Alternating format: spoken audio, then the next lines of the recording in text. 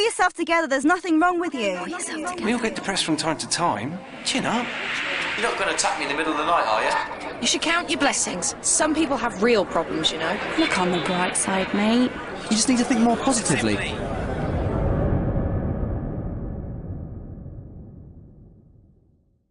I guess because I was a teenager, a lot of people dismissed it as just being a teenager. And I kind of did too. You know, they thought I was just a slightly mad teenager, but not ill. I didn't really think I was ill.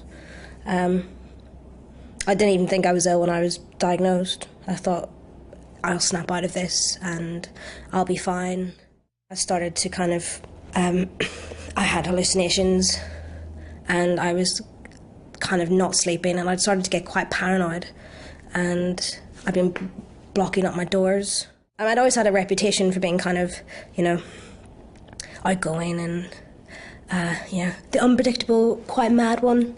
And then it kind of turned into something much more sinister.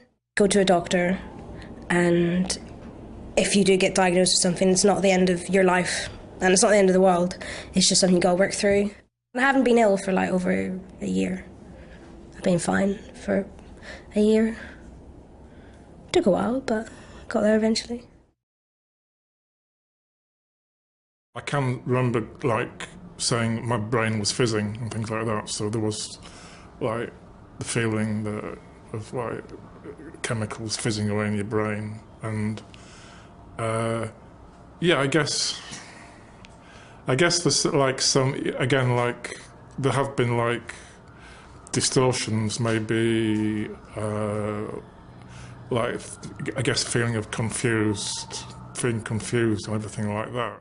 You imagine all kinds of things, so when I go home to my flat, you think, well, the whole place is bugged, they can hear everything I say. You know, telephones are bugged, they read your emails, everything, like, the whole, anything you can imagine. And everybody else seems to know what's happening, and I'm sort of, nobody's telling me what's happening, I'm just having to catch up with them. Yeah, I've got the tools to cope with it, but I sincerely wish that it'll never happen again. When I was about 20, I started getting really depressed about the world, so desperate I wanted to die. And I was diagnosed with depression, started to self-harm and get bulimia because I wanted to get thin. I suppose it gets to the point where you just can't deal with it anymore. I wanted to die, and I knew I couldn't hurt my family again. I'd done it before, sort of tried to commit suicide. I just couldn't do that to my family again.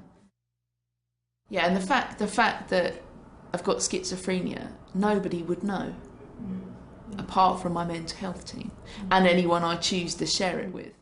Yeah, Rethink Mental Illness were really, really helpful in the sense that they valued me. Suddenly my experiences and bad stuff were important. I was probably about 11 years old when I first started experiencing moments of depersonalisation, which at the time I didn't know that term. I was 11. To me it was, I didn't feel part of the world, everything felt very disconnected.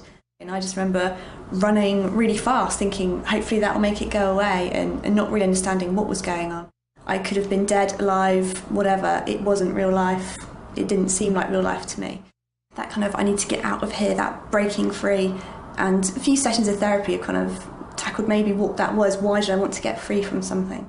Life for me now is very positive. I do think that the therapies and the psychiatrists and psychologists I have seen along the way have been very, very helpful to me and very supportive. The main thing about Rethink Mental Illness is it's very much person-centred. Not everyone is the same, and Rethink Mental Illness respects that. There are no quick fixes for mental illness, but if you or someone you love are affected by mental illness, you don't need to suffer in silence.